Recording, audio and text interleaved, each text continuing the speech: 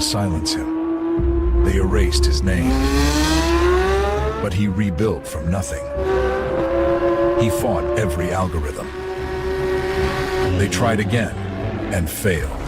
Now he's back, stronger. From blackout to spotlight, he's at the White House, at the top of his game. Franchi lives. You are about to enter another dimension, the dimension of truth, unfiltered and uncensored. Welcome to the Raw Feed with Gary Franchi. On the Raw Feed. Credibility crash. Leverage lost. Target unknown. Order tested. Files open. The Raw Feed starts now.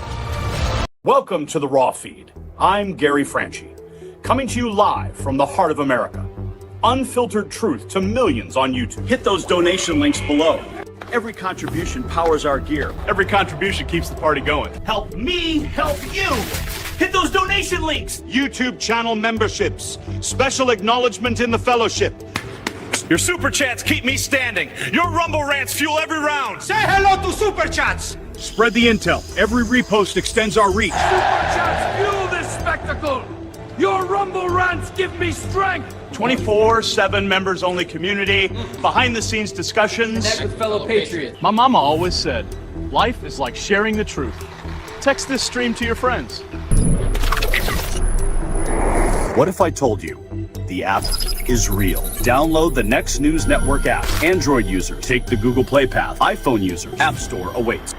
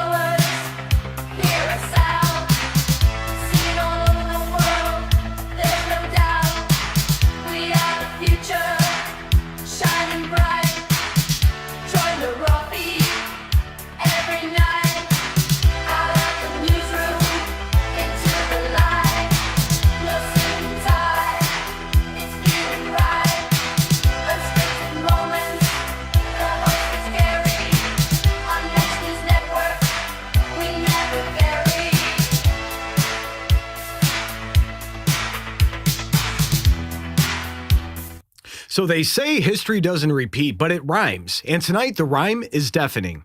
So good evening. I'm Tom McCullough, White House correspondent. I'm filling in for Gary Franchi here at the Raw Feed in our Chicago studio. And what we're witnessing right now isn't just news. It's the sound of an empire eating itself. On this day in 1973, November 14th, President Nixon uttered 5 words that would define an era. I am not a crook. Standing before Associated Press editors, sweating under the lights, he tried to convince America that Watergate was a witch hunt, that his enemies were manufacturing scandals to destroy him. And the irony? He was guilty. The cover-up? It was real. The corruption ran deep, and within 10 months, he was gone. So fast forward 52 years to today. The Democrats who spent 8 years screaming nobody is above the law are now facing the very justice they weaponized. And tonight, Eric Swalwell joins a mortgage fraud hall of shame. And that same congressman who lectured America about integrity while sleeping with a Chinese spy just got hit with a DOJ criminal referral for mortgage fraud. Federal investigators say Swalwell claimed a $1.2 million D.C. mansion as his primary residence on official documents. Here's a constitutional crisis. If D.C. is his primary residence, he's not an inhabitant of California. And if he's not a California resident, he's like disqualified from representing Californians in Congress. The man who demanded Trump's tax returns may have just signed his own political death warrant. We already know about Adam Schiff and Letitia James facing their own mortgage fraud investigations, but Swalwell's case hits a little bit different. He may have to accidentally confess to not even being eligible to serve in Congress. But meanwhile, in Las Vegas is under siege. 2 men dressed all in black rolled up to Piero's restaurant on a scooter at 2:19 a.m. They planted an improvised explosive device and vanished. The bomb had detonated, scorching the entrance to this legendary establishment where Sinatra held court, where the casino was filmed. The FBI, ATF, and counterterrorism units are hunting these bombers as we speak. But here's the terrifying detail. The police didn't know about the attack for 8 hours. The bombers had an 8-hour head start because nobody noticed. And in Illinois, we had absolute mayhem. A Biden-era appointed judge ordered the release of over 600 illegal aliens caught in Operation Midway Blitz, and protesters swarmed the Broadview ICE facility, blocked roads, and they fought police. Riot units surged in with gas masks ready, but ICE Chief Bovino isn't backing down. He said, if we're going to release 650, we're going to arrest 1650 on the streets. While activist judges play politics, federal agents are preparing the largest enforcement surge Chicago has ever seen. Then there's Chuck Schumer's humiliation. After 43 days of government shutdown, freezing military pay, threatening food stamps, crippling air traffic, he got nothing. He got zero zilch. The same deal Trump offered 6 weeks ago, Schumer finally accepted in total defeat. Democrats are furious, and they're plotting his removal. The shutdown designed to break Trump broke Schumer instead.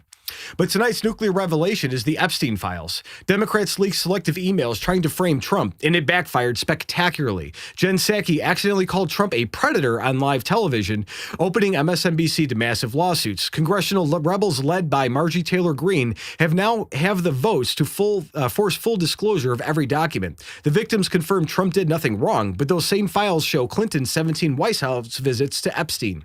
The hoax meant to destroy Trump is about to expose the entire Democrat protection racket.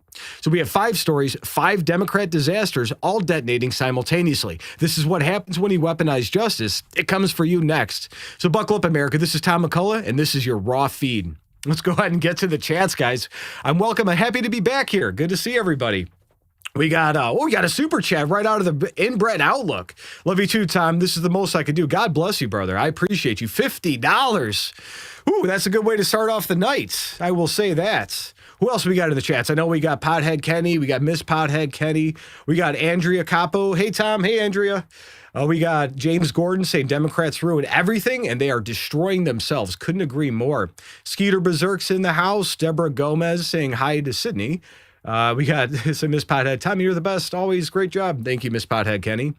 And we got all sorts of great everybody. We got the Rumblebot. We got Denny Wetzel from Georgia. How you doing? Hopefully Georgia's warmer than Illinois right now, shockingly. Not so shocking. Who else we got? Teng Teng. We got Fran. We've got Michael Fiacco. What's up, Michael? Sorry, Michelle Fiacco. My apologies. I know the Fiacco as well, actually. I know quite a few of the Fiaccos. They're local, if I'm not mistaken. All right, Brian, any other super chats pop in? All right. We're going to get into topic 1 here in a second, guys. This has been a pretty crazy week. It seemed like a slow news week, but it's like, man, everything just went a little bit crazy. We got General Sorrow. How are you? And we got Lena saying, hey, Tom, hey, to all of our mods. I know, Boyd, I missed your birthday last week or the week before. I'm sorry about that. I wasn't able to say hi, but happy birthday to you. I'm ready when you are, Brian.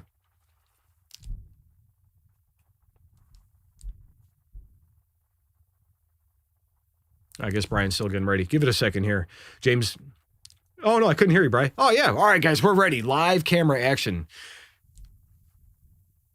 So they spent 8 years chanting it like a prayer. Nobody is above the law. They screamed it at Trump rallies. They plastered it on protest signs. They built entire political careers on those 6 words. Tonight, those words are coming back to haunt them like a freight train at full speed because the mortgage fraud dominoes aren't just falling, they're exploding. And the latest name on the DOJ's criminal referral list, it's a bombshell that changes everything. This isn't just corruption. This is a constitutional crisis territory. And what you're about to see will prove the entire house of cards is collapsing. So make sure you guys keep watching. So this isn't about paperwork. This is about the weaponization of justice boomeranging back on the people who launched it. Eric Swalwell, the man who spent years demanding Trump's financial records, who lectured America about transparency while literally sleeping with a Chinese spy, just got caught in a $1.2 million lie. Federal investigators discovered he claimed a D.C. mansion as his primary residence on mortgage documents. But why does this matter? Because if Swalwell doesn't live in California, he can't represent California. It's that simple. The Constitution requires members of Congress to be inhabitants of the state that they represent. And this means every vote he's cast, every committee he's sat on, every investigation he's led could be invalid. We're talking about years of congressional action, potentially null and void. But here's what should terrify every American. If they're this brazen with mortgage applications, like, federal documents that carry criminal penalties, what else are they lying about? Your tax dollars funded these people. Your votes put them in power. And now we're discovering they can't even tell the truth about where they live. The pattern of fraud isn't random, it's systemic. And tonight, the system is finally catching up to them. So speaking of protecting yourself from criminals who steal your identity, just like those politicians stole our trust, patriots need to guard their personal information now more than ever. The biggest email hack in history just exposed 183 million passwords, and identity thieves are using that data to drain bank accounts and destroy credit scores faster than Swalwell can falsify a mortgage application. That's why VirtualShield is essential. They scan the dark web daily for your leaked information and alert you instantly if criminals target you. Worth up to $5 million in identity theft insurance, 24/7 U.S.-based experts, and protection for your whole family. It's a fortress against fraud. So this Black Friday, get protected for only $4.88 a month at virtualshield.com/next news. Don't let criminals do your finances what these politicians did to their mortgage applications. So I want you guys to wait. It gets way worse. Swalwell's statement responding to the criminal referral, legal analysts are calling it borderline witness intimidation. He's lashing out at investigators, playing the victim, saying, I'm surprised it took them this long to come after me. That tone could add obstruction charges to the fraud case. And here's the kicker. Public records show no property owned or leased by Swalwell in California. None. Zero. Like nothing. The man's representing California's 14th district apparently doesn't even have an apartment there. He claimed D.C. as his primary residence to get favorable mortgage terms, which means he just admitted under penalty of perjury that he doesn't live in the state that he represents. That's not just fraud. That's a constitutional disqualification. Every vote, every committee appointment, every dollar of his congressional salary could be challenged in courts. So now witnesses Eric Swalwell's mortgage fraud scheme explodes into a constitutional crisis that could end his entire political career. So Fox News broke this criminal referral live on air, and watch as Peter Ducey revealed the devastating details. Swalwell is accused of making false statements on a $1.2 million mortgage application. The same man who demanded Trump's financial records, who pushed for endless investigations, who lectured America about integrity while sleeping with a Chinese spy. Never forget that. He's been lying on federal documents. Take a look. Breaking just moments ago, Fox can now confirm that California Democrat Congressman Eric Swalwell has been criminally referred to the Department of Justice accused of mortgage fraud. Senior White House correspondent Peter Ducey reporting live on this breaking news on Eric Swalwell from the North Lawn.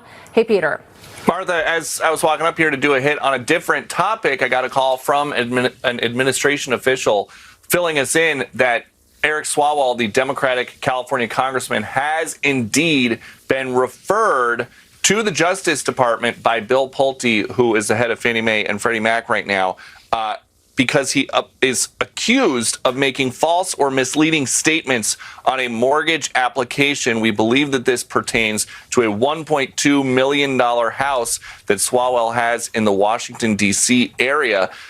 So the criminal referral was confirmed. Bill Pulte at FHFA has fraudulent documents. The DOJ has them now, guys. But watch how Swalwell responds. Now with denials, but with what sounds like threats. His statement doesn't defend his innocence. It lashes out at investigators. He invokes other names, plays a victim, and uses language that legal experts say could constitute witness intimidation. This could add obstruction charges to his fraud case. Watch this craziness. Swalwell has already responded. Part of his very long statement says, as the most vocal critic of Donald Trump over the last decade, and as the only person who still has a surviving lawsuit against him, the only thing I am surprised about is that it took him this long to come after me. Like James Comey and John Bolton, Adam Schiff and Lisa Cook, Letitia James, and the dozens more to come, I refuse to live in fear in what was once the freest country in the world. Now, Swalwell has not been charged with anything. This is a criminal referral. Basically, a government agency thinks that they spotted something that is possibly illegal on mortgage documents from Swalwell. The Justice Department will now review these documents to see if a prosecutor believes that charges are worthy in this case, and then we would go from there in the judicial process. Martha. So he said, I refuse to live in fear. And that's not a defense. That's a concerned man lashing out. Legal experts are calling this textbook obstruction. And when you threaten investigators, when you try to intimidate those exposing your crimes, you're not defending yourself. You're digging your grave deeper. Watch a legal analysis of how Swalwell's own rules should apply to him. Take a look. What do Letitia James, Adam Schiff, and now Eric Swalwell have in common, other than of course, their hatred for Trump, in fact, that they're all really annoying? Well, they're all accused of mortgage fraud.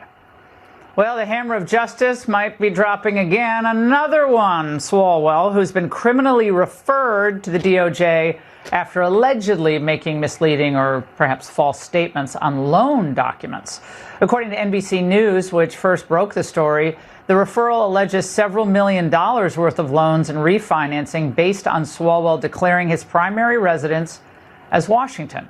It calls for an investigation into possible mortgage fraud, state and local tax fraud, insurance fraud, as well as other related crimes. Here to discuss, Mike Davis, founder of the Article 3 Project. Mike, Swalwell just went on MSNBC and is now threatening Trump officials. Watch. When we're in the majority, we will have subpoena power and accountability will happen. So Bill Pulte and any other lawless official who is carrying out these political prosecutions on behalf of Donald Trump, they should familiarize themselves with the Judiciary Committee room because they're going to be spending a lot of time there answering questions. Just like he familiarized himself with the Chinese spy Fang Fang, right? And I sure hope everything they did was above board. They mean to respond to this if they win the House. Your sense about whether these investigations are valid from what you know and worth it in the long run? Well, I would say this first off with Eric Swalwell. Well, that sounds like obstruction of justice when you are threatening to go after federal investigators for investigating you for a federal crime. So maybe that's another charge that the Justice Department should tack on to his investigation. I also just found this, Laura, this tweet from Eric Swalwell back on March 13th, 2019. He said this, and I'll quote you. If you commit fraud in this country, you will be indicted and justice will be served. Plain and simple. No one is above the law. And he wrote, cough, Donald Trump, cough. So I would say this to Eric Swalwell. If you committed mortgage fraud, you will be indicted and justice will be served. Swalwell is claiming that this is all political. Watch. These allegations are false, just like the allegations against Adam Schiff are false, and Letitia James are false, and Lisa Cook are false. And a spoiler alert for you, there will be allegations next week against somebody that'll be false. No, the Justice Department has not said anything just through leaked media reporting. But this is really about Donald Trump going after his political enemies. Mike, your response to that? If they're false, then Eric Swalwell has nothing to worry about. If those documents do not provide fraudulent statements to a bank, he has nothing to worry about. It sounds like Bill Pulte, according to Catherine Doyle's reporting at NBC, may disagree with Mr. Swalwell on this point. Well, in the end, I mean, you watch the ins and outs of all these cases. You know, when judges are involved, some of them can be activists, some play it straight down the line. I mean, these issues tend to be fairly clear-cut. Maybe it's widespread. I have no idea. But it seems to be fairly clear-cut. You ask a question, you get an answer, you got to fill out the form, etc. And there's always the fine print in those forms. You know, you have to attest to the fact that it's accurate. And you got to be accurate. Mike, thank you. Always great to see you. And so I wanted him to apply his own rule. If the documents aren't fraudulent, then he's going to walk away. But they are, and he knows it. The constitutional implications are staggering. This isn't just mortgage fraud. It's about whether Swalwell has been illegally occupying a congressional seat. Every vote, every committee, every single appointment, every dollar of salary, all are potentially fraudulent. Listen to legal experts explain how threatening investigators just made his situation worse. Take a look. Eric Swalwell, another mortgage fraud guy. Adam Schiff, Letitia James, think they can do what they want. Has to do with his Washington, D.C. home. And let me tell you what's funny about all their statements. Schiff statements, Letitia James statements, and Swalwell statements. They don't deny the charge. They don't factually explain why they're not guilty. All they do is attack Trump. If I'm accused of a crime that I'm innocent of, I'm laying out to you why I'm innocent. I might take a shot at my accuser too, but I'm going to lay out the facts. For every other person in America, when you threaten investigators, that's obstruction. Add that charge to the growing pile. For context, Swalwell joins Adam Schiff and Letitia James, who are already facing their own mortgage fraud investigations. But Swalwell's case is different, like more damaging. While they just face criminal charges, he faces the complete unraveling of his congressional legitimacy. Watch. The Trump administration is corrupt. No one, not even a president, is above the law. no one's above the law, except Adam Schiff. The man who spent years obsessed with destroying Trump by any means necessary, pushing 2 impeachments, fueling these nonstop investigations, in peddling the Russia collusion hoax, he's now the one begging for a bailout? Well, Schiff is under federal investigation for mortgage fraud and has now set up a legal defense fund to save his own skin. The hypocrisy meter just hit the red zone. The department needs to do a wholesale review of the politicization of these cases over the last 4 years. I would request an oversight hearing into the weaponization of Pam Bondi's Justice Department. It could not be more obvious they are using the Justice Department as now an instrument of their political will. So I think the pattern is pretty clear, but Swalwell's fraud cuts deepest. And it's not just Schiff, it's Letitia James, who built her career attacking Trump's property values. She faces her own criminal referral for falsifying mortgage documents. There's a trend here, guys. I think there's a trend. Let me know in the comments. But again, Swalwell's case is unique. He didn't just lie about money. He lied about his very eligibility to serve. Watch. Representing our respective states, stand up and enforce the rule of law. The President of these United States is not above the law. No matter how rich, powerful, or politically connected you are, everyone must play by the same rules. Please sue him for us. Oh, we're going to definitely sue him. We're going to be a real pain in the And now the Trump Justice Department may be a pain in her you-know-what. The Angle has obtained shocking allegations leveled by the Trump administration against New York Attorney General Letitia James. The Federal Housing Finance Agency has sent a criminal referral to the DOJ accusing James of mortgage fraud. In a letter to Attorney General Pam Bondi, Director Bill Pulte says James appears to have falsified records in order to meet certain lending requirements and receive favorable loan terms. All of these crazy people, they all scream, nobody is above the law. And now that the law is coming for them, they're crying foul. But make no mistake, tonight's story is about Eric Swalwell, whatever. A man who may have accidentally confessed to defrauding 40 million Californians by pretending to live in a state he abandoned. The mortgage fraud is just the evidence. The real crime is stolen representation. So if this investigation taught you something, hit subscribe. My final thought is coming up. So here's a nuclear truth that they don't want you to understand. Swalwell, whatever, didn't just lie in a mortgage application. He accidentally confessed to defrauding the entire American people. By claiming D.C. as his primary residence, he admitted he's not eligible to serve in Congress. Every vote he's cast, every dollar of salary he's collected, every committee he's sat on, all potentially illegal. This isn't just mortgage fraud. This is stolen democracy. A man who doesn't even live in California has been casting votes that affect 40 million Californians and 300 million Americans.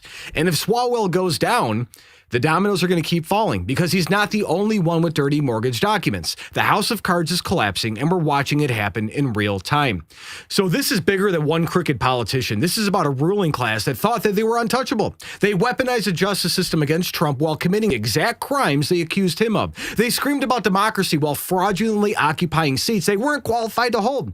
And Swalwell isn't just the only one facing jail time. He's facing the complete unraveling of his illegitimate career, including Fang Fang. Every American should be asking, how many more are lying about where they live? How many more are collecting congressional salaries that they don't deserve? How many more use fake documents to secure multi-million-dollar loans while lecturing us about integrity? So here's a question for you guys. Should members of Congress who lied about their residency be forced to pay back every penny of their salary? Yes or no? Let me know in the comments below. And if you guys want to support real journalism that exposes real corruption, check out our merch shop linked in the description. The truth doesn't come free, folks, but lies are getting expensive for the swamp. All right, man, you guys, those people are crazy. I can't believe I called them swallows a few times. I saw somebody make that comment. I'm like, oh, that's too priceless not to do it. We got Bridget Knepper saying Schiff caused the loss of my Twitter account. He is not above the law. Adam Schiff is not a good person. And anybody and everybody can get that one. We got Pothead Kenny, book him, Dano. Yep, love saying that. You got to book him. John Patrick Smith, buddy. It's looking like the whole Democrats party are going to be arrested. Who else we got here? We got a lot of good comments. Any super chats come in, Brian? Oh, I missed it. Hang on, let me get to it. Where are you at? Hey, Fran, thanks for the $1. Appreciate that. Thank you. All right. I'm going to go through a few more comments here. It's always hard for me to bounce back and forth between Gary's format and what we do on the other side. It's getting through the deals. So we got Todd Denio says, I wish it'd be that easy. Botched spinal surgery. Hopefully you get better, buddy. We got Timothy, sanctuary cities and states saying it all. No, nobody voted for sanctuary cities and states protecting criminals illegally bought.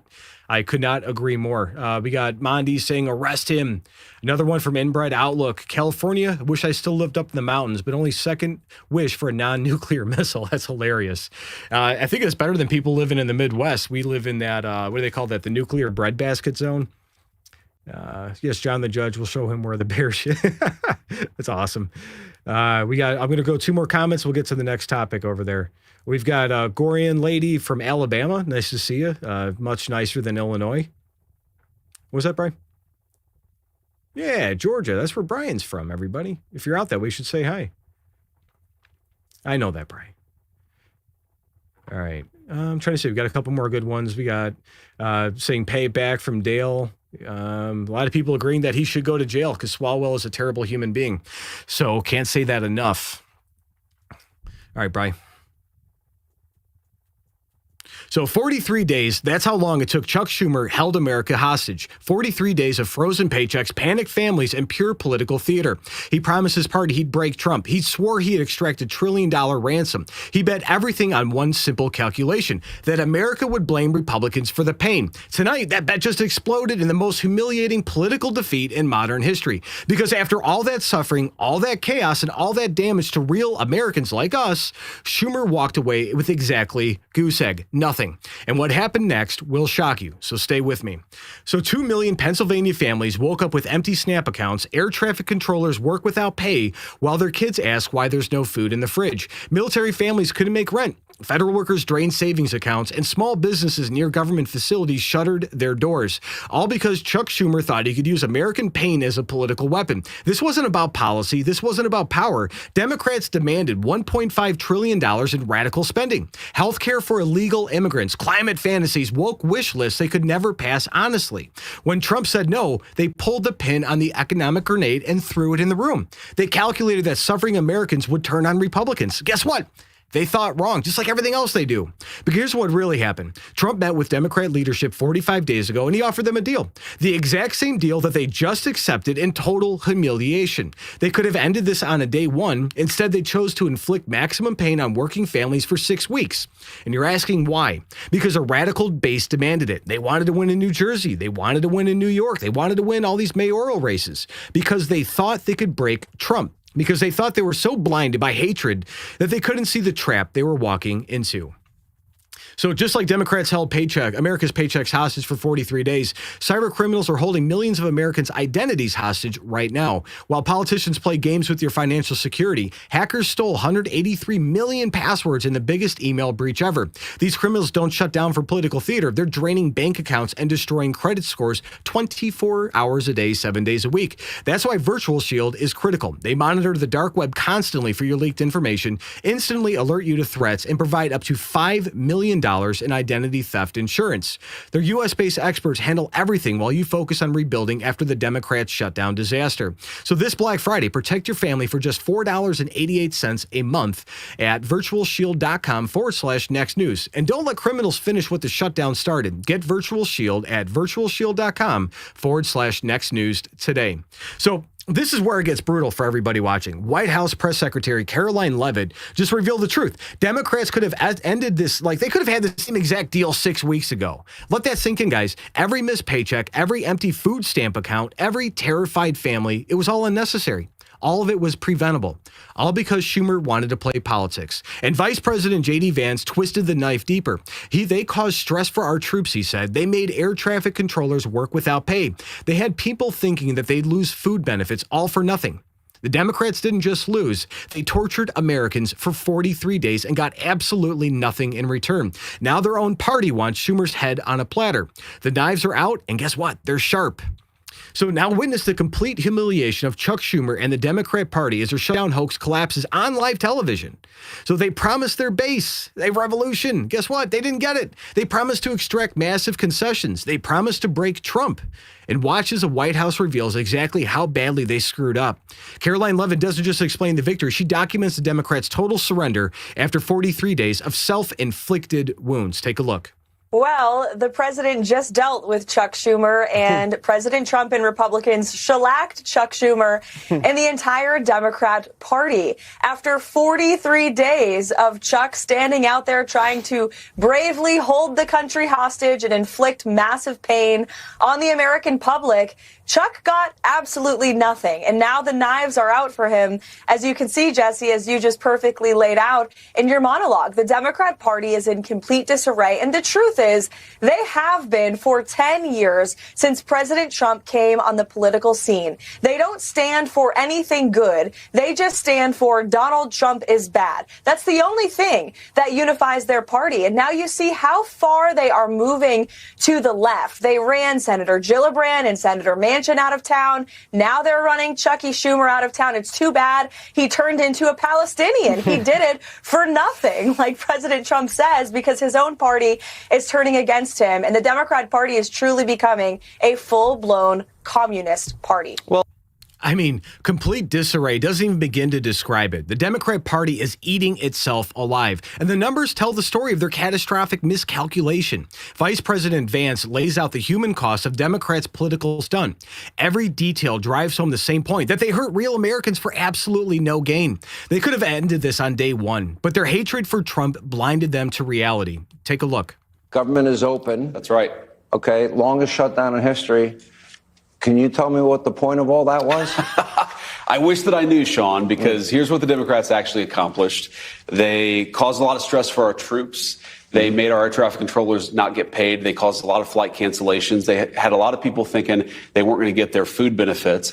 all for literally nothing, Sean, because we could have struck this exact deal 45 days ago. In fact, we met with Hakeem Jeffries and Chuck Schumer and said, we will pass this exact deal. They said no. They put the American people through a ton of pain and suffering for nothing. And we knew this was going to happen, Sean. We knew the President of the United States said every single day, eventually the Democrats are going to realize this is an absurd position. We've got to reopen the government. And that's what they did. You know, they had zero accomplishments. They inflicted maximum pain, and that's a Democrat shutdown legacy. But here's a knockout punch. Transportation Secretary Duffy reveals what Trump is doing for the heroes who kept America running during the shutdown. While Democrats were playing politics, air traffic controllers showed up every single day without pay. They kept planes in the sky while their own bills piled up. Now watch what real leadership looks like. Take a look. President Trump, brilliant. Listen, the air traffic controllers who didn't miss a day, they came for every scheduled shift that they had. They should get a bonus. Now, I don't know how many there are going to be. We have to do that analysis. But I'm aligned with the president. We are going to pay them a bonus. It'll be $10,000, depending on how many we have. They should come to the White House, and he should present them with their checks. They're patriots. We are grateful to them for the work that they've done. That's awesome. They had 70% of back pay has already been delivered to these people. $10,000 bonus checks were coming, and some of them were even handed out. And that's the difference between Trump and the Democrats. And I want you guys to look at the real victim of Schumer's shutdown game, because it was a game. This Pennsylvanian woman woke up expecting food stamps that never came because of who? The Democrats. They refused to end their hostage crisis. She represents 2 million families in her state alone who got screwed by this political theater. Her frustration is the voice of every American who suffered for Schumer's ego. Take a look. So I woke up this morning and it's supposed to be food stamp day. But it's not, because the House has yet to vote on the shutdown ending. We don't know when the House is going to vote on the shutdown ending. Is it today? Is it tomorrow? I think they have until tomorrow at midnight. So it'll be tomorrow. So no SNAP today for my family and many other families in Pennsylvania. About 2 million of us actually in this state woke up this morning to no SNAP. So that means I have to go to the food pantry today. I didn't want to go to the food pantry. I haven't been to the food pantry since September. I was hoping to not have to go to the food pantry for the rest of this year. Now I have to go to the food pantry today. Thanks, America. So thanks, America. No, thank you, Chuck Schumer. Thanks, Democrats. You guys did this. The pattern is undeniable. Democrats shut down the government to hurt Trump, but instead they hurt America. They demanded everything and got nothing. They proved they care more about political wins than paychecks, more about resistance than results, more about their radical base than real, honest-to-God American people. Chuck Schumer thought he was playing three-dimensional chess. Turns out he was playing Russian roulette with a fully loaded gun pointed at his own party. Now Democrats across the country demanding new leadership. The shutdown didn't just fail, folks. It expressed the entire Democrat strategy as a mission that was self-inflicted harm. If you guys learned something from this report, please smash that subscribe button. My final thought is next. So here it is, the moment that will define the Democrats for a generation. After 43 days of manufactured crisis, after terrorizing military families and threatening food security, after grinding air travel to a halt and destroying small businesses, Chuck Schumer accepted the exact same deal Trump offered on day one. Not a better deal, not a modified deal, the same deal, which means every single moment of suffering, every missed paycheck, every family that went hungry, and every business that closed, guess what? All of it was for nothing. The Democrats literally burned the country for 6 weeks just to sign the paper they could have signed in 5 minutes on day one. This is what political malpractice looks like, and it should be a lawsuit. So this shutdown exposed the Democrats' true nature. They don't care about workers. They use them as pawns. They don't care about families, guys. They held their food stamps hostage. They don't care about America. They tried to burn it down just to hurt Trump. For 43 days, they inflicted maximum pain on minimum wage workers, military families, and struggling Americans. And the reward was complete humiliation and a party in revolt. Schumer's finished, folks. He's finished. His own senators are sharpening knives. Trump didn't just win. He exposed their entire strategy as a kamikaze mission against the American people. They weaponized suffering and accomplished nothing. They proved they will destroy anything, your paycheck, your benefits, your security, if they think it will hurt Trump. So here's my question for you. Should Chuck Schumer resign immediately, for putting politics over American families? I want to hear yes or no in the comments. And remember, real journalism costs real money. Support us by grabbing exclusive merch from the shop link below. The establishment hates us, guys, because we expose them. That's what we do here.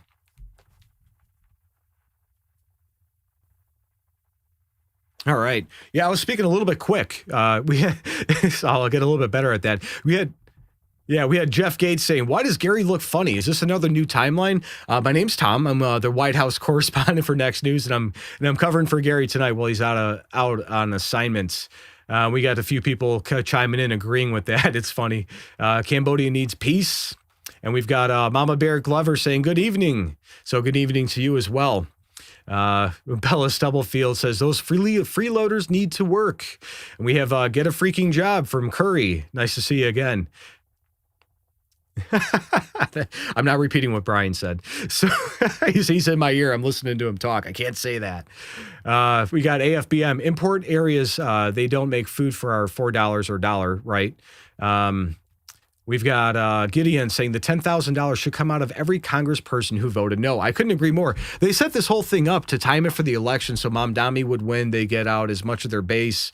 And they even came out saying we got to wait an extra week. And then the minute that the elections were over, they were talking about opening the government that night.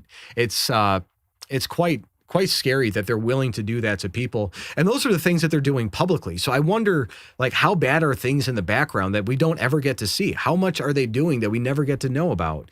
And it's like anytime somebody tries to whistleblow on it, it seems like they're attacking everything about them. We got Dale said, hurting Trump. No, he stands between us and the swamp. They hurt him. They are hurting us, Americans. Plain and simple. Trump is standing between us. We got Jeff Gates saying, thank you, Tom. I know I was talking way fast earlier. I saw one of the comments. And I do talk really quick, and I need to slow down. We got James Sari saying, Tom, they got a job. They do need jobs. And the poor did not ask for PP loans, unemployment. Okay. Copy that, Bri.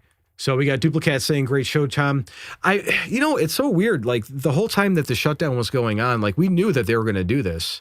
We knew that they were going to try to make it as long as humanly possible. They were going to try to extort for illegal health care for illegal immigrants. It was disgusting. They wanted to spend $1 trillion so anybody that doesn't belong in this country is going to use the taxpayer money from our country and shovel it back out to those guys. It never made any sense. But that's the thing. Like, they need the illegals in this country so they can get the voter base. They need the congressional seats. And when you look at it from that perspective, from day one, they figured out that if they flood these areas with, millions and millions of people, they gain 30 seats. That's why they're fighting tooth and nail. And that's why you guys are seeing them go absolutely bonkers, because they have to retain those people in order to have those seats stay in place. Otherwise, they're going to lose a majority. And if they lose 30 congressional seats, guess what happens? They lose the presidency for like the next 20 elections. And if they do that, then, sorry, Brian, and if they keep doing that, it's going to be, they're never going to have another Democrat president for at least 20 more years. So Trump needs to get on the game, deport as many as he possibly can and return the balance back to the people in the United States. I know we're filling up a little bit of airtime. We've got we got a teleprompter deal. We're fixing it up, guys. So, let me know what you guys think of that in the comments. It's their playbook. They figured this out during Obama's time. They were like, man, if we just bring in 20 million people, we can get, 20, 30 seats, and we don't have to do anything in the elections. We've automatically have it because California, Illinois, New York, Minnesota, Michigan, they're all overinflated by multiple seats. And then they gerrymander and they go from, like Illinois, we've got 14 Democrat, 3 Republican congressmen. The state is drawn crazy. You guys have seen a ton of news about that. If they drew it a little bit more fairly, they probably have 4, maybe 5 Republican congressional people. Same thing in New York, same thing in Michigan, and all across the country. All right, Brian, I'm ready for the next topic. How you doing over there? All right. So 2 men in black, a scooter in the darkness, an improvised explosive device planted at one of Vegas' most iconic locations. At 2:19 a.m., they lit the fuse, they vanished into the night. The explosion rocked the strip, but here's the terrifying part. Nobody knew that the bomb went off for 8 hours. 8 hours these bombers had to escape to plan their next move to disappear completely. The FBI, ATF, and counterterrorism units are hunting them right now as we speak. But what you're about to learn about this attack will make your blood run cold. This wasn't random, folks. This was a message. Keep watching. So this is every American's nightmare coming true. Las Vegas, our playground, our escape, and our symbol of American entertainment, just became a terror target again. 2 bombers are running free right now after detonating an IED at Piero's Italian restaurant, the legendary establishment featured in Casino, where Sinatra held court even, where mob bosses made history. This wasn't just any restaurant. This was Vegas royalty. But here's what should terrify you. The bomb exploded at 2:19 a.m., and the police didn't find out that anything even happened until 10:30 in the morning when the cleaning crew showed up. That's 8 hours and 17 minutes these terrorists had to escape, destroy evidence, cross state lines, or worse, plant more devices. How many other bombs could be ticking right now? How many other targets did they scout? I mean, that's serious questions, folks. The FBI, ATF, and Metro's counterterrorism division are treating this as a coordinated attack. And think about that. It's not vandalism. It's not a prank. A coordinated terrorist attack on American soil, steps from where the Strip, where millions of tourists pour in every year, like your family, your friends, your next vacation, all potential targets if these bombers are not caught. And right now they're winning. They're out there. Nobody knows where they're going to strike next. So while terrorists plant bombs in Vegas and authorities take 8 hours to notice somehow, cyber terrorists work around the clock, stealing identities with zero delay. These digital bombers just detonated the biggest email hack in history. 183 million passwords exposed, including yours if you use Gmail.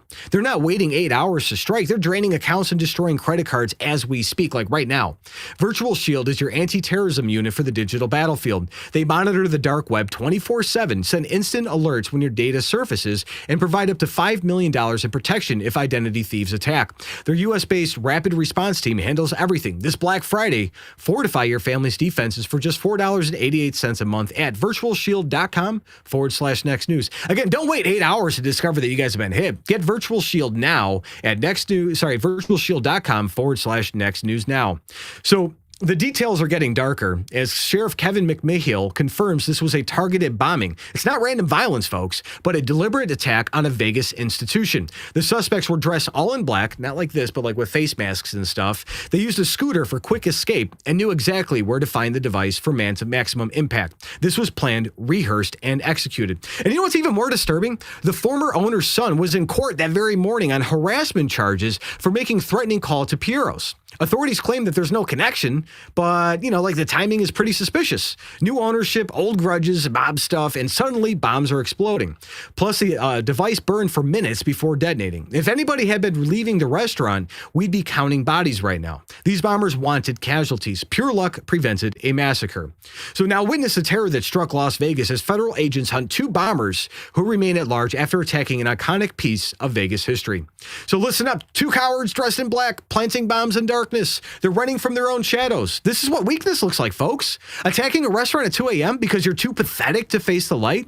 Watch this breaking news report that shows exactly what these terrorists did to an American landmark. Real men build, folks. Cowards, they destroy. And these bombers, they're bottom of humanity's barrel. Take a look.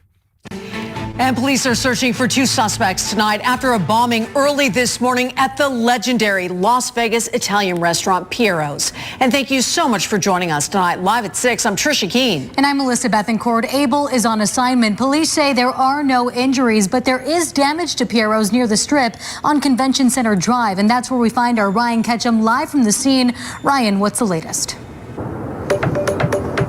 Hey there, Alyssa and Trisha. Yeah, this area is fully back open to the public. Police opening it back up about an hour and a half ago. Convention Center Drive was fully closed as police were investigating this bombing. It was closed to the west of Las Vegas Boulevard to east of Paradise Road. And this is actually where it all happened, Piero's Italian Cuisine. And you may actually see a lot of cars in the parking lot. I actually just spoke to a representative of Piero's, and they said they're actually open for dine-in tonight despite the small explosion. Police say that around 2:19 this morning, 2 men in all black placed an explosive device on the restaurant and it went off. Luckily, no one was there, so there are no injuries. But police said that they first heard about the small explosion about 8.5 hours later when the cleaning crew at Piero's notified them. So it took the cleaning crew to notice that a bomb went off. But the cool part is that Piero's stayed open. And that's strength, guys. That's Vegas. These terrorists wanted fear. They got defiance instead. Now pay attention to the timeline here. 8.5 hours. That's how long these rats had to run. And they are rats. And that's how long our security failed us. 2 men plant a bomb and nobody notices until the cleaning crew show up? Come on. This is what happens when we get soft, when we stop watching, when we assume someone else will protect us. And watch how this attack exposed every weakness in our system. Take a look. Police say that the 2 suspects are still on the loose. Meanwhile, several shows are ongoing at the convention center, and I spoke to a few of those attendees earlier today about this bombing. What's your reaction to hearing that there was a small explosion here? It's very scary. I mean, here we are at a wedding show with 4.5 million square feet of conference center, convention center, and there's an explosion 1 block away. What's the chance of that? Do you ever expect something like this to happen, though? No, definitely not. You know, we come from a small town of 15,000 people, so I don't expect this to happen at all. If you're not familiar with Piero's, it's a very famous restaurant in Las Vegas. It opened back in 1982 and was in the movie Casino. It is known for being a popular spot for celebrities and even the Las Vegas mob scene. Well, it was sold to a new owner earlier this year. Meanwhile, the former owner's son, Evan Glussman, was in court today on a harassment charge, among others. Court documents show that he has made threatening phone calls to Piero's. Now, we do want to be clear, no connection has been made with Glussman and this incident. And there's still no indication on who did it and why. But while police continue their search for the suspects tonight, they do say that there is no active threat to the community at this time. But once again, as I did mention, you did hear me correctly, Piero's did sustain damage after the small explosion, but they are fully open and they are taking all their reservations in tonight for dine-in. So convention attendees are walking past a bombing scene, like families at risk, and these bombers are still out there planning their next move. The sheriff speaks. Listen to a real leader lay out the facts. 2 males, all black clothing, 1 scooter, 1 bomb, and guess what? 0 arrests. Sheriff McMahill doesn't sugarcoat it. These terrorists are outstanding, which means that they're out there right now. Watch him admit what every American fears. Our security failed for 8 hours straight, guys. This is what happens when evil moves faster than justice. Take a look. All right, good afternoon. My name is Kevin McMahill. I'm the sheriff of the Las Vegas Metropolitan Police Department. At about 2:19 this morning, 2 males dressed all in black arrived at the restaurant behind me known as Piero's at 355 Convention Center. One of them was on a scooter. They got off the scooter, walked up to the front door of the restaurant and placed an improvised explosive device. That device was then ignited, and after a couple minutes of burning, it then detonated, causing some damage to the unoccupied building at that time. We did not receive any reporting on this device going off until about 10:36 this morning when their cleaning crew came in. That cleaning crew then went forward and notified the Las Vegas Metropolitan Police Department of a bombing that had occurred earlier that day. When we arrived, became obvious to us that a device had exploded, and we are now in the midst of that investigation. This investigation is being coordinated through our armor team, which is our all hazards team, along with the FBI, the ATF, and of course my counterterrorism section here at Metro. I want to assure the community, obviously because we're near the Las Vegas Strip, that there is no further threat that we are aware of or that we are investigating. We do know that these 2 individuals are outstanding, and we'll be providing additional information to you in I think that's almost scarier than that the government, we're here to help you. No further threat that we are aware of. And that's not reassurance, guys. That's hope disguised as certainty while bombers roam free. The investigation reveals disturbing patterns, like threatening phone calls, a former owner's son in court, like new ownership, old grudges, and now bombs, of all things, right? So while authorities refuse to connect the dots publicly, the timing screams louder than their denials. And Vegas security just got exposed as theater. 8 hours to notice a bombing? I mean, like, seriously. Like, 2 suspects vanished without a trace. Federal agencies playing catch-up. If they can hit Piero's, they can hit anywhere, like the Bellagio, the MGM Grand, your hotel. And the Strip will never feel the same because now we know terrorists can strike our most iconic locations, and we might not even notice until the morning shift arrives. It's insane. But here's the truth that they don't want you to process. Las Vegas just proved our security is an illusion. 2 terrorists planted a bomb at a landmark restaurant and had an 8-hour head start before anybody noticed. 8 hours, guys. They could be in Mexico. Guess what? They could be in Canada. They could be in your city right now. And the FBI admits they have no idea who these men are or where they went. But they know one thing. Whoever builds IEDs doesn't stop at just one. These aren't amateurs. They're trained, they're motivated, and they're still out there. Vegas was a test run, and what comes next could make this look like a firecracker. So this changes everything about Vegas security. 2 bombers walked up to an iconic restaurant, planted an IED, and disappeared into thin air. For 8 hours, that bomb site sat unguarded, unnoticed, and unknown. And if terrorists can hit Piero's and vanish without a trace, nowhere is safe. Not the casinos, not the shows, not the hotels where millions of Americans vacation every year. The FBI, ATF, and counterterrorism units are scrambling. But let's be honest, these bombers are ghosts. They studied their target, executed their plan, and evaporated. They're probably watching the news coverage right now. If you're watching, turn yourself in. You guys are scumbags. And they're planning their next strike. Because bombers don't build one device, they build arsenals. So here's my question to you guys. Should Vegas shut down all major venues until these terrorists are caught? Let me know in the comments, yes or no. And if you guys want gear that shows you're aware and prepared, check out our merch shop merch shop below. In times like these, vigilance isn't paranoia, it is survival. All right. Any super chats come in, Bri? I've been to Vegas. I don't even know how many times. And it's like kind of like going to the White House. Like the 3rd or 4th time I was there, they had a device that was planted on the other side of the Eisenhower building. So as you're walking down, I think it's H Street to get over to Pennsylvania, you turn right, you go down, you go in through the security gate. And they had a device right on the other side of the building. I walked past it on the way in to cover the White House. And it's always sketchy because you don't know out there, especially anywhere else, if a bomb's there or something's going on, you don't know. Like as you're walking past, it could just be a book bag that somebody left there. And then next thing you know, you're missing legs or whatever. And we got a $5 super chat from Pothead Kenny. Thank you, Kenny. That was nice of you. Become a member, join N3 Discord. Watch party tomorrow night at 10 p.m. Eastern Central Time. Planes, trains, and automobiles. Kenny does a lot of cool watch parties in our Discord. Make sure if you guys haven't joined, get in the Discord chat. I try to jump in when we can. So does Gary and a few others. But it's a cool place to be, and he's doing like the Great Pumpkin Watch Party and a few others. It's wonderful. Is that near Trump Tower? They may not touch his tower. I don't know AFBM if that's there. Vicky said never been there. Jason Lusk said, now if that was a scene like Timothy McVeigh, then hell yeah. I mean, I don't know. It's a busy city. You don't really know like what happens. Like it's hard for the police to keep up on it. It could have been in an alley, and Jason Lusk said they sound like idiots. I mean, potentially. I mean, the cleaning crew figured it out. And I know in Chicago, they have something called, they had until Brandon Johnson canceled it, ShotSpotter, where they use microphones on the top of buildings. And if a microphone picks up a certain amount, it'll triangulate where the shot came from, and they dispatch police automatically. And in a city like Las Vegas or DC, they have sniffers and scanners for everything. So I don't know how they didn't catch that. It makes no sense to me. None whatsoever.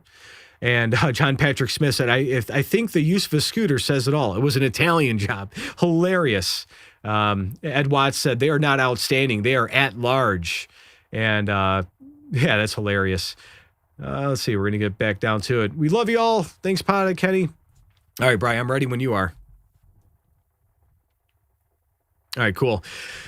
600 criminals, one judge's signature, and all hell breaking loose on the streets of Illinois. A Biden-appointed federal judge just ordered the mass release of illegal aliens swept up in the largest Chicago enforcement operation in years. But when the order came down, something snapped. Protesters swarmed ICE facilities, roads were blocked, police were overwhelmed, and riot squads deployed. And in the middle of this chaos, one ICE commander made a promise that should terrify every criminal alien in America. What he said next changed everything. Don't look away. So this isn't just judicial insanity meets street warfare. Judge Jeffrey Cummings just released over 600 illegal aliens back into American neighborhoods, many with criminal records, gang affiliations, and violent histories. And these aren't asylum seekers, guys. These are people caught in Operation Midway Blitz. It was a surgical strike against criminal networks, destroying Chicago from within and the Midwest. And think about what this means. ICE agents risked their lives for months, tracking down drug dealers, gang members, identity thieves, and violent fugitives. They arrested 3,000 300 illegal aliens who are taking American jobs, committing American crimes, and destroying American communities. Now one activist judge says, you know what, let them go. Not because they're innocent, not because the arrests were unlawful, but because of a technicality in a 2022 consent decree about warrantless arrests. And think about it. Your kids' schools, your neighborhoods, your workplace, 600 people who shouldn't even be in this country are about to be dumped right back into them, some with just a $1,500 bond. Others with anchor monitors said, you know what, they're going to cut those off within hours. The judge knows this. The protesters are celebrating outside, and they know this too. The only people who seem to care about public safety are the ICE agents still trying to do their jobs while judges and judge activists work overtime to stop them. So just as this judge released 600 criminal aliens back into our communities, cyber criminals release 183 million passwords into the dark web, and identity thieves are using them to unleash chaos on American families. While protesters demand open borders, digital invaders are crossing into your bank accounts, credit cards, and retirement funds with zero resistance. That's why VirtualShield stands guard 24/7. They monitor the dark web for your leaked data, alert you instantly to threats, and provide up to $5 million in identity theft insurance. Their U.S.-based team fights those digital invaders so you don't have to. This Black Friday, secure your family's digital borders for just $4.88 a month at virtualshield.com/next news. Don't let criminals, digital or anywhere, invade your life. Get VirtualShield at virtualshield.com/next news today. And this is where it explodes into pure chaos, folks. As word spread of the mass release order, protesters descended on the Broadview ICE facility like locusts. It was like 50 degrees in Chicago for a while, 30 degrees. It was snowing. It hit 70 degrees today. And they didn't just demonstrate, guys. When it got nicer out, they blocked roads. They surrounded the facility. They tried to prevent law enforcement from doing their jobs. When police ordered them to disperse, guess what? They didn't. They refused. When deputies tried to clear the roads, they fought back. And that's when the riot units rolled in. And ICE Chief Greg Bovino, he dropped a hammer with one devastating promise. You want to release 650. We're going to hit them even harder on the streets. We'll apprehend 1650. And that's not bravado, guys. That is a declaration of war against sanctuary city madness. For every criminal the judge frees, ICE will catch 2 more. Now watch as law and order collides with judicial activism, and street chaos is the most explosive immigration showdown America has ever seen. This is judicial treason, folks. Watch this. Biden-appointed activist ordered 13 people to be released by Friday at noon after he determined they were arrested in violation of a consent decree in Illinois with the Department of Homeland Security over warrantless arrests. Another 615 people were ordered released into alternatives to detention like electronic monitoring or paying a bond by next Friday, the 21st. The judge saying those 615 people should not be in custody while the government and immigration attorneys and the judge determine if they were arrested in violation of the consent decree. These activist judges have to stop. These guys are insane. They don't care about the people being released. They care about embarrassing Trump and embarrassing ICE and the DHS and everybody else in it. 13 were released immediately. 600 or more coming. Electronic monitoring that they're going to cut off in hours. The judge just painted targets on American families. That is what he did. They're supposed to uphold federal law, not trounce it and throw it away. And they're dancing while criminals are walking free. Check this insanity out. Weak bodies, weak minds, weak spirits. These protesters think spandex and aerobics will stop ICE from protecting America. They mock the warriors who guard our borders while violent predators get released into our neighborhoods. This is what happens when men abandon duty and children play revolution. Check this out. Oh, my goodness. Yeah, we had to cut the audio on this, guys. I mean, look at it. It's insane. They're out there in 1980s. Like, what's that guy? Richard Simmons. We should have Richard Simmons there dancing and jogging along. They're doing jazzercise to uphold against tyranny and the patriarchy. And they should actually do this at every protest. You guys have seen the general look of most of the protesters where they're in the quarter-ton range, I'm assuming. They should do this. And just maybe if this is how it's going to get kids in better shape, they should just do this nationwide. Even if they don't like Trump, why not? Just do it. So, guys, that wasn't a protest, I don't think, right? That didn't look like a protest. That's a circus act led by people who've never protected anything in their lives. I want to listen to a real commander speak truth, as Chief Greg Bovino doesn't bow, he doesn't bend, nor does he break. When judges release criminals, real men, they double down. Watch him deliver the promise that should terrify every illegal alien in Chicago. And this is what masculine leadership looks like no apologies, no retreat, just pure commitment to protecting American families from judicial insanity. Take a look. Hundreds of people swept up in those immigration raids across Chicago could soon be freed. Let's go to News Nation's Mills Hayes. She's live outside that facility in Broadview, Illinois, outside of Chicago. Mills, give us a timeline of when we might see some of these detainees being freed. Good morning, Alex. The federal government has just a few more hours to release at least 13 people a judge ruled were being held within a violation of a 2022 consent decree barring ICE officers from making arrests without warrants. And more than 600 others detained could be released as early as next week. The Department of Homeland Security has until later today to say whether any of the 615 people detained without warrants between June and October pose a danger or flight risk. So far, they flagged at least 313 as low risk, eligible for release on a $1,500 bond and GPS monitoring under that same settlement. This will allow a lot of people to return to their communities because they never should have been arrested in the first place. But anyone with a serious criminal history or deemed likely to flee will stay in federal custody. Since Operation Midway Blitz launched in September, more than 3,300 people have been arrested in Chicago and in the suburbs, and many have already been deported or left on their own. DHS must provide full status reports on everyone arrested in the Chicago area by Wednesday. The agency says the ruling won't have an impact on how it arrests those who they call the worst of the worst. And Chief Greg Bovino's doubling down, saying Operation Midway Blitz isn't going anywhere. I'll tell you what's going to happen is we're going to go even harder on the streets. If he releases those 650, we're going to apprehend 1,650 on the streets of Chicago. Bovino says that Border Patrol agents are training right now in West Virginia, but could be sent out to places like New York, Charlotte, and even Chicago again afterwards. Alex? Yeah, it's something we're going to have to watch for and potentially even send reporters to if they make their way to the South. All right, Mills Hayes, thanks so much.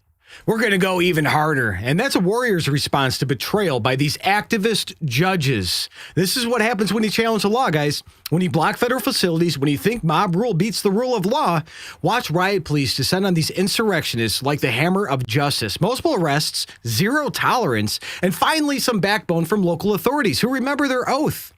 And these activists thought judges made them untouchable. They thought wrong, guys. Real law enforcement just showed up, and Illinois is finally doing its job. Take a look. Immigrant Processing Center in Broadville, Illinois. You know on Fridays, this gets hot. Let's go straight to Garrett Tenney on the ground down there so this can turn dangerous. Garrett, I see that they are arresting some people down there. What's going on? Yeah, we probably have at least a half dozen or so people that were arrested just in the last few minutes. And this is the regular Friday protest that we have here outside the Broadview ICE processing facility. A couple hundred people that are here. And what happened in the last 10 or 15 minutes, this roadway right here that leads to the ICE facility, it is blocked off. They are not supposed to be standing there. But over 10 minutes or so ago, this crowd started to move into the street to try to block it off from any access going in or out. And that's when these clashes with law enforcement started, when they refused to get out to the sides of the street, these designated protest zones, and some shoving that was involved with the county sheriff, as well as state police that are out here, as well as Broadview police. You can see down here now, riot police coming down the road. And this is after a couple of weeks of mostly calm out here on Fridays. But this comes after a week of several rulings of judges where these activists out here feel empowered. They are celebrating this morning these rulings that really are complicating the Trump administration's immigration enforcement here. And you can see the riot patrol that is out here now. They are coming and they are securing this area. Gas masks are not out at the time. We know that has been deployed here, though, previously. But tension certainly getting up here high over the last 10 or so minutes. So gas masks were ready, riot shields were out, and this is how you restore order when the anarchists attack America's borders. And the pattern, folks, it's clear. Judges are betraying their oath, protesters are mocking law enforcement, and criminals celebrate their release. And somewhere tonight, an American family will pay the price for this insanity. It's sad, but it's true. Because when you release 600 criminals to virtue signal, blood is spilling in real neighborhoods. But Chief Bovino and his warriors aren't backing down. For every criminal release, they'll catch two more. For every judge who betrays America, 1,000 agents will stand stronger. This is the reckoning coming to sanctuary cities. And the enforcement surge is going to be biblical, guys, because real men don't negotiate with judicial terrorists. So here's what Judge Cummings just did. He painted a massive target on every illegal alien in Chicago. By forcing this mass release, he triggered the largest ICE enforcement surge in American history. Chief Bavino isn't bluffing, folks. When ICE is mobilizing resources from across the country, that means more agents, more raids, more deportations, everything that we voted for. I voted for more raids and more deportations. If you did, let me know in the comments. The 600 release today was just guaranteed. 1,615 or 1,650 arrests tomorrow. And those ankle monitors, the judge thinks they're going to keep them in check. They're going to be cut off and in trash cans within a day. Every gang member celebrating tonight just signed their own deportation orders. Because when you poke the bear of federal law enforcement, when you turn their victory into defeat, you don't get mercy, folks. You get justice. So this is what America has become under Biden's judges. Criminal aliens get protection while law enforcement gets attacked. 600 threats to public safety are walking free tonight because one activist judge in a robe decided illegal aliens matter more than American children, family members, and victims. These aren't refugees. These are gang members, drug dealers, and violent criminals who view our compassion as weakness. But Chief Bavino just flipped the script. Every radical celebrating today's release just motivated the ICE agents to go 10 times harder. The enforcement tsunami coming to Chicago will be biblical. When activists interfere with federal law enforcement, when judges release criminals to virtue signal, real Americans are paying the price in blood. So here's my question to you guys. Should ICE ignore the judge's orders and keep these criminals locked up for public safety? It's going to be overturned, right? Let me know in the comments, yes or no, and drop your answer below. And if you guys stand with law enforcement against judicial insanity, show it by grabbing gear from our merch shop, linked in the description. Real patriots support the thin blue line. Oh, man, I can't believe these judges are just psychotic. It's like they don't care about the law. Like when they're sworn in on that Bible and they're like, oh, I'm going to uphold and defend the Constitution of the United States. It's kind of whatever they want to do. They think that they are presidents in like their little areas. It's disgusting. All of you that are abusing your power need to get gone. You guys are terrible. All right, we're going to the chats. Any super chats coming, Bri? They're not deporting anybody in Vegas. They need to. I know they're going to go to South Carolina next. They're in Hawaii right now. They're getting rid of some people out there that shouldn't be there. So the immigration enforcements are happening nationwide. And there's a lot of towns and stuff that we just don't know. We haven't seen because it hasn't been on the news. But these guys are not messing around. And Deborah Gomez just said black-robed communists could not be more correct. I agree wholeheartedly. And we've got AFBM says one judge just got arrested in Georgia for having drugs. Shocking. And there was a whole thing that happened in Mississippi. All these police and judges and all these guys were in on this like narco, trafficking thing that was going on. It's disgusting. And it's like these people think that they are above the law. So it was John Buchanan said, did Swalwell vote in any California races, like his own fraudulent race? I'm assuming that he did. But his residency shows that he's in, D.C. So I don't even know how he can do that. 1 second. Oh, I got it. Yeah, Brian's talking in my ear, guys. He's trying to show me how to use the filters. Yeah, another one from Pothead Kenny. I just replayed it. I'm still learning the buttons, everybody. I appreciate you guys being with me on it. I don't cover that much. It's every few weeks, so we're getting back to it. All right, back down on the bottom of the chat. We got Deborah Go, District of Criminals, couldn't agree. Maria Robinson, how the hell are you supporting these illegal aliens invaded this country and other Obama and Democrats? They're above the law. No more. I couldn't agree more. They are. They all think that they're above the law, and they're doing all this. We spoke earlier in the earlier break was the more illegals that are in this country, the more congressional votes that they get. So the more, because in the census, it counts illegals and citizens, and each congressional district's like 750,000 voters. So when you have 20 million, 30 million illegals, divide that by 750,000, you get a lot. You get 20 to 40 seats out of that. It's insane.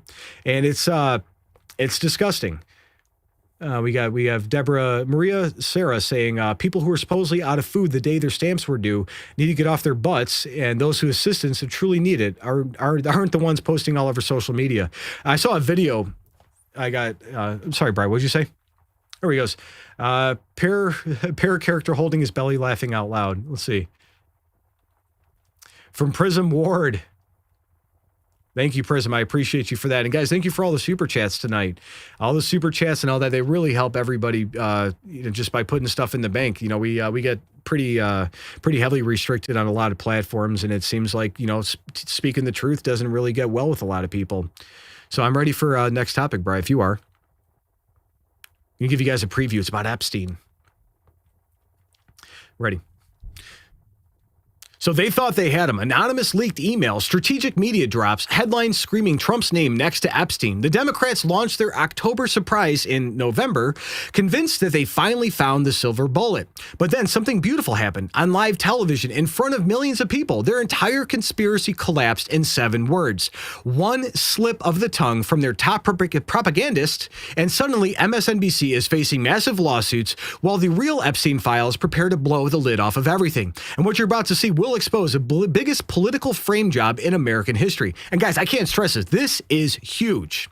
So this isn't just about leaked emails. This is about a coordinated conspiracy to destroy President Trump using the most disgusting lie imaginable, trying to connect him to Jeffrey Epstein's crimes. And the Democrats, guess what? They're working with complicit media, selectively leaked documents to create a false narrative. Again, like everything they do is fake. They wanted America to believe that Trump was involved with Epstein's evil network. But here's what they didn't count on. The victims, they were speaking up. The actual victims of Epstein have stated repeatedly that Trump did nothing wrong. Not political spinning.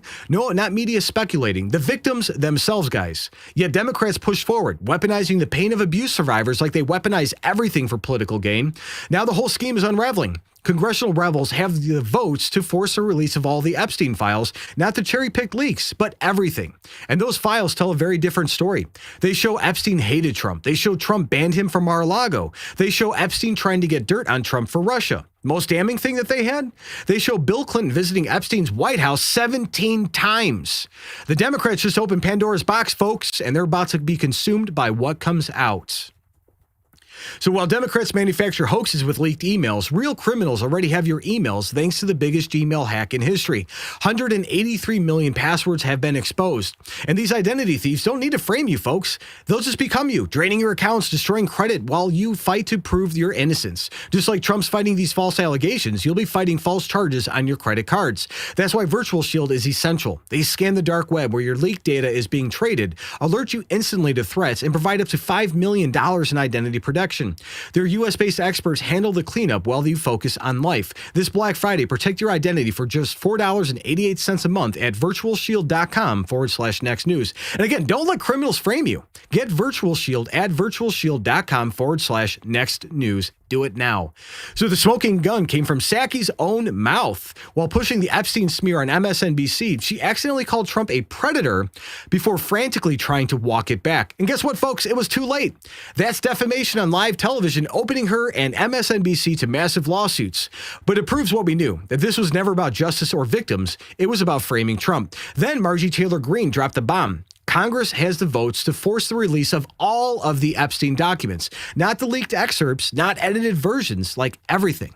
And that's what terrifies Democrats. The files show Epstein offering himself to the Kremlin as an expert on Trump because he hated him so much. And if Russia controlled Trump like Democrats claimed, why would they need Epstein's insight? The entire narrative is collapsing. So I want you guys to witness the spectacular collapse of the Democrats' Epstein hoax as their own words destroy their conspiracy on live television. And again, they're leaking, they're lying, they manufacture narratives, but sometimes in their desperation to destroy Trump, they reveal exactly what they're doing. Scott Jennings just exposed their entire sick game on CNN. And I want you guys to watch him dismantle the Democrat strategy of using Epstein's victim as political weapons while ignoring the real predators in their own party. I want you guys to take a look.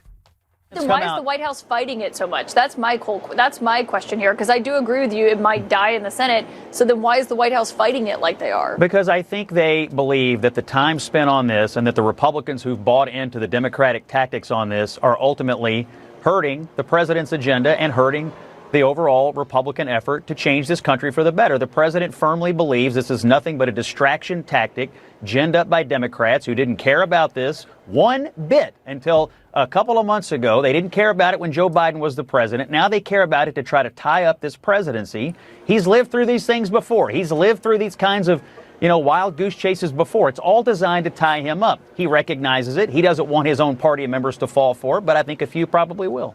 I think some people might dispute the wild goose chase part, just given obviously the victims that are at the heart of this and the survivors. No, regarding him, the Democratic allegation, it's thinly veiled, but the Democratic allegation is that Donald Trump did something untoward, unethical, or worse. You hear people say it on television day in and day out. They've not tried to hide the misleading of the American people, and there's not a shred of evidence that Donald Trump has done anything wrong. But that's what they want you to believe. And so if Republicans aid and abet the Democrats in this, you can see why Donald Trump would be mad about it.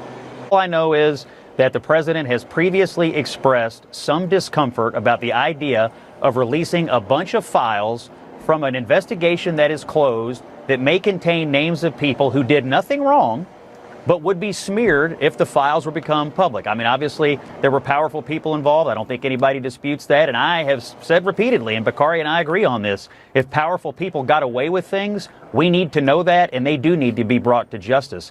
But it is highly likely that there'll be names in these documents of people who literally did nothing wrong.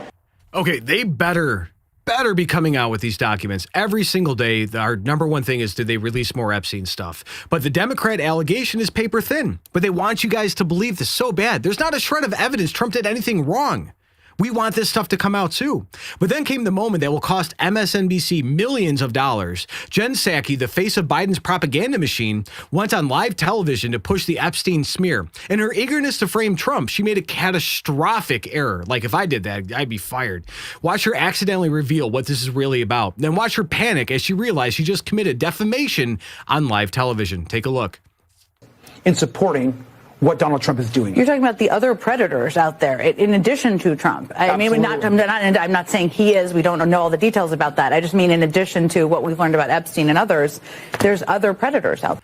Did you see how quickly she was backpedaling? She was freaking out. Her eyes are huge. She's like, oh my God, I just said that. Oh, what did I do? And she said other predators in addition to Trump. And that's legally actionable defamation. And she knows this. MSNBC knows it. And their lawyers, they're panicking. Now, here's the game changer. Marjorie Taylor Greene went scorched earth, revealing not just a plan to release all of Epstein files, but what early documents already show, that the victims, the actual victims Democrats claim to care about, have cleared Trump completely. But there's more. The intelligence connections everyone's been trying to hide. Watch her drop truth bombs that have Democrats scrambling. Take a look.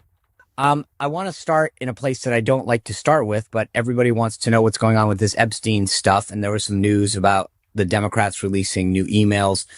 Anyway, I don't want to tell you what I think. I want to know what you think because you matter more.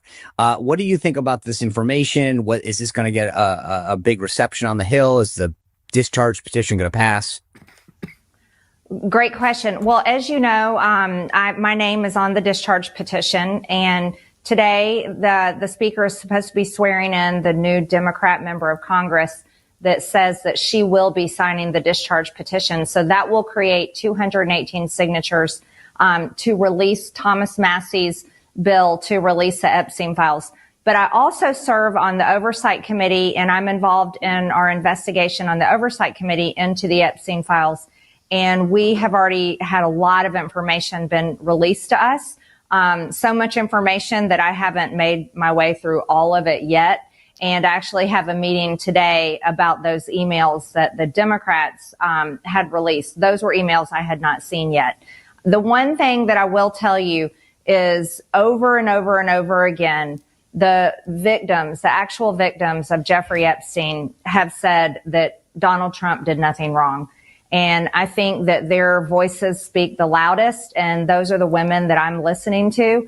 And I look forward to seeing them again. I think we're planning to have another press conference next week.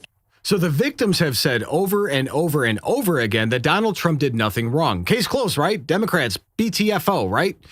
So anyways, congressional insider Thomas Massey just confirmed what happens next, that the discharge petition is ready. And the votes, they're there. When this hits the House floor, representatives will have to choose transparency or cover-up. And the bipartisan coalition is demanding full disclosure is growing by the hour. And Democrats who spend years demanding transparency are about to eat their own words. Take a look. If this comes on the floor, I will vote for it. I want transparency. It's the worst PR job I've seen anywhere. I mean, initially, back in February or March, whatever it was, we have all the Epstein lists right here. We're going to release it. And then all of a sudden, there's nothing. I mean, it's sort of a they shot themselves in the foot on this. The Epstein vote's coming to the floor. Are you going to vote for it, this bill? Yeah, you are. I would. Yeah. I'm going to vote for it if it comes up. I'm not on the Judiciary Committee, but I did want Pam Bondi to come and do some explaining. How is it that you had everything teed up and then suddenly there's nothing? You handed out binders to journalists. What was in the binders? I'm a Florida girl. I have 2 daughters. So I'm thinking. I mean, I'm sure that the president has nothing to fear. Yeah. We do need to know. We do need to know everything about Epstein.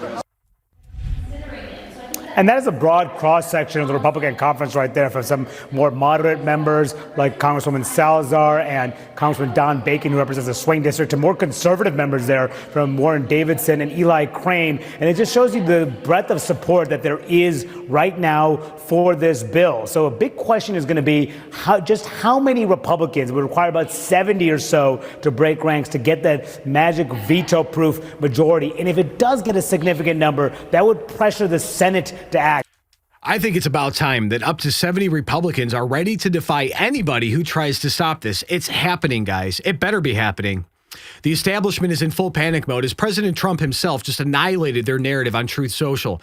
And check out this devastating breakdown of what these leaked emails actually show. Epstein hated Trump. Epstein tried to blackmail Trump, and Epstein offered to help Russia specifically because he had no actual access to Trump. And every leaked email proves Trump's innocence while exposing the real network. So the hoax is dead, guys. The files are coming. The Democrats who thought they could use Epstein to destroy Trump just destroyed themselves. Because when you're demanding transparency, you better be ready for what comes to light. And Clinton's 17 White House visits, the intelligence connections, the cover-up network, it's all about to spill out, and we can't wait for this to happen. And this is the moment that the hunters become the hunted. Democrats leaked emails saying that they're going to frame Trump. Instead, they triggered a bipartisan revolution demanding every single document be released without filters, no redactions, no protection for the guilty parties. And the votes, they're locked. The discharge petition is ready, and when those files drop, we're finally going to get to see who was on the express, who really visited Epstein's properties, who really participated in his criminal network. And Trump's name, it isn't on those flight logs, guys, but Bill Clinton appears 26 times. The email proves Epstein despised Trump, but they also prove which politicians that Epstein owned. The Democrats just committed political self-harming, and they're about to take half of Washington down with them. So this is what desperation looks like. Democrats manufactured a hoax so vile, so disgusting, that even Epstein's victims had to speak up and defend Trump. They weaponized the suffering and abuse of survivors for political points, just like they did with the shutdown, just like they do for everything else, like they do with crime across the country. They selectively leaked emails while hiding the full truth. And when their media puppet accidentally called Trump a predator on live television, she exposed the entire conspiracy. Now they're about to reap the whirlwind. Every Epstein document, folks, every flight log, every visitor record, every intelligence connection, all of it is about to become public. And the Democrats who demanded transparency are terrified of what Americans will see. They wanted to destroy Trump with lies. Instead, they're about to be destroyed by truth. So here's my question to you. Should every politician who flew with Epstein be immediately expelled from office? I want to know your thoughts in the comments, yes or no. And if you guys want to support real journalism that exposes real corruption, check out our merch shop below. The truth is winning. All right. Well, I saw we had a super chat. Guy, I can't even tell you how excited I am. These Epstein. I don't care who's involved. Republicans, Democrats, could be anybody. We want the truth. And that's it. Let me know in the chat. I mean, do you guys agree? We want the truth. We don't care who's implicated. We just want to know who's dirty and who isn't. Let me hear those comments.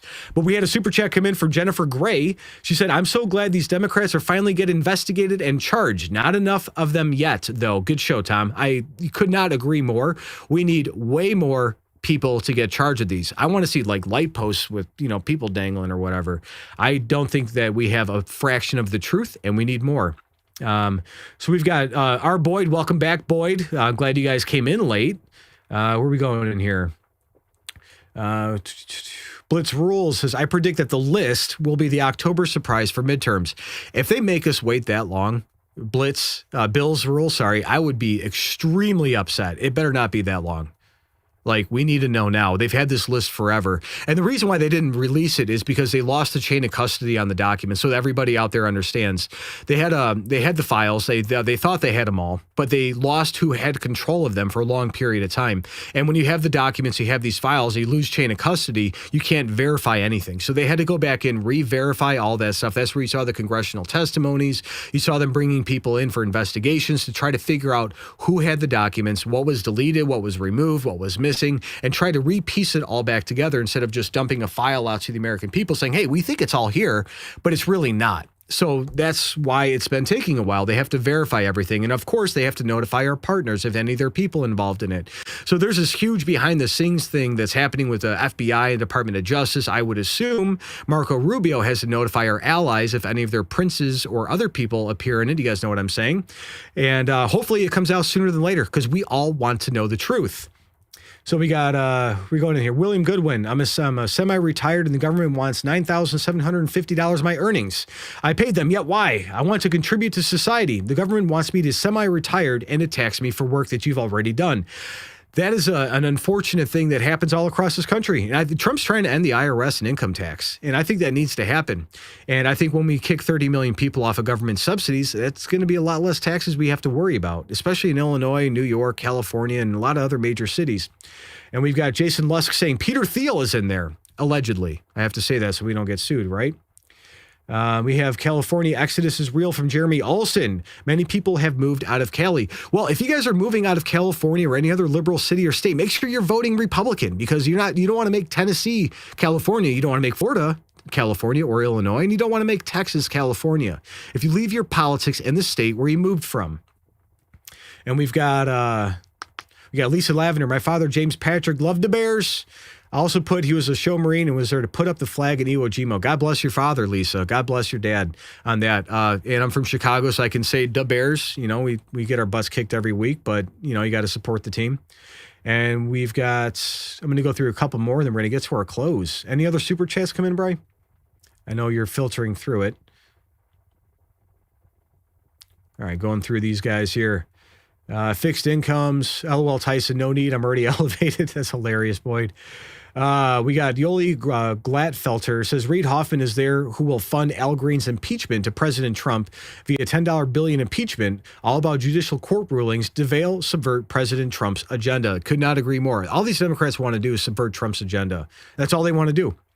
And if you guys have not yet, make sure you get in our Discord chat, join, become a member, and we continue the show into the Discord chat where Pothead Kenny and Boyd and a bunch of others will be in there to talk live with you guys. Usually everybody's chiming in on video chats, and I try to jump in on my hour drive home from the studio. So I like talking to everybody when we get there. All right, I think I got all the comments, Bri. All right, Hot Owl says, I like Florida. No taxes and no tax on property tax. One day I will move to the great state of Florida. We will see. I'm ready for close, Bri.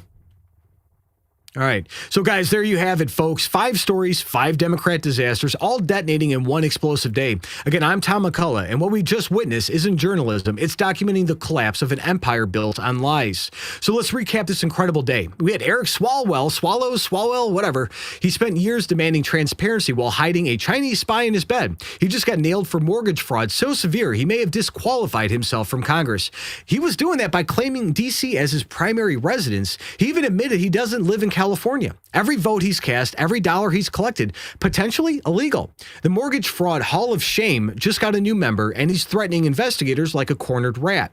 So Chuck Schumer's 43-day shutdown stunt, it was a complete disaster. He tortured military families, terrorized food stamp recipients, and ground America to a halt for 6 weeks. And his reward was the exact same deal that Trump offered on day one. Nothing was gained, but everything was lost for the Democrats. And the Democrats are sharpening knives for their own leader. When you weaponize suffering and accomplish nothing, even your own party wants you out of there. In Las Vegas, 2 bombers planted an IED at Piero's and vanished into the night, and 8 hours passed before anybody noticed. And that's 8 hours these terrorists had to escape. They had to plan their next attack or cross state lines. They could be in another country by now. The FBI is hunting ghosts while tourists pour into a city that just proved his security is theater. And if they can bomb Piero's undetected, they can hit anywhere. And in Chicago, judicial insanity met street justice. A Biden judge ordered 600 criminal aliens released, triggering riots at ICE facilities. But Chief Bovino's response was pure American steel. He said, if you release 650, we're going to arrest 1,650. And while protesters in neon leotards mock law enforcement, real patriots are preparing the largest enforcement surge in history. The judge just painted a target on every illegal alien in Chicago. And the Epstein hoax. We all want the data, right? It was dead on arrival. Jen Psaki accidentally defamed Trump on live television, opening MSNBC to massive lawsuits. And the victims confirmed Trump did nothing wrong. And Congress has the votes to release everything, like every document, every name, every dirty little secret that they should be bringing out to public needs to come out. Can't say that strong enough. And Democrats thought they could frame Trump with selective leaks. Instead, they're about to expose Clinton's 17 White House visits and the entire protection network. We had 5 stories, 5 failures, and 5 signs that the establishment is crumbling before our eyes. And to everybody who sent the super chats and the Rumble rants, you guys are the fuel that keeps this truth machine running. So thank you for standing with independent media against the establishment propaganda complex. And remember to tell a friend about the Raw Feed. Check out our merch shop to show the world that you're awake, aware, and fighting back. And the system they built to destroy Trump is destroying them instead. The weapons they created are firing backwards. The truth they tried to bury is rising from the grave. Again, I'm Tom McCullough, White House correspondent for the Next News Network. I am filling in for Gary Franchi, and this has been the Raw Feed. We're going to see you guys next time, so stay strong, stay free, and keep fighting. God bless all of you.